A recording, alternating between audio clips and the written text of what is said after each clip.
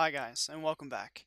If you remember in a previous video, I showed you guys how to activate or use private chats inside the chat pod and inside of Adobe Connect. Now, let's give an example here of you running a virtual classroom, and this is an ability that you want to turn off because you have multiple students that you're afraid might communicate with each other during a quiz or a test.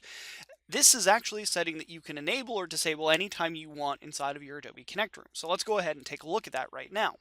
You'll see that I do have a private chat currently open down here, and as that example earlier, I do have people asking for certain answers on certain questions. So this is something that I do want to disable. Now to do this, what I need to do is go all the way up here to the very top left and click on my Meetings tab. Now from there, under this dropdown, I'm going to want to go to Preferences. Now if you watched our previous videos, you'll know this is where you go to set up your background image and adjust some of the other settings within the room. Now what we'll need to do is once this preference window is open, go ahead and click on this chat pod option down here at the very bottom of the list.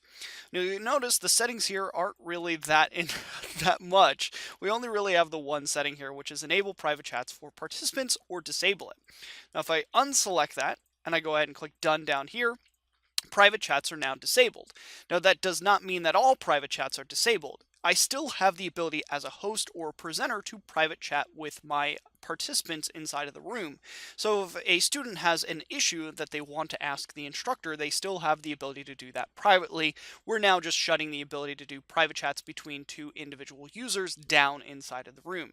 Now hopefully if I have this up, you will be able to see, or a user will be able to see down here at the very bottom, that private chats have been disabled by the host. So they will have a clear indication that the private chats have been disabled, so they will not be able to do that.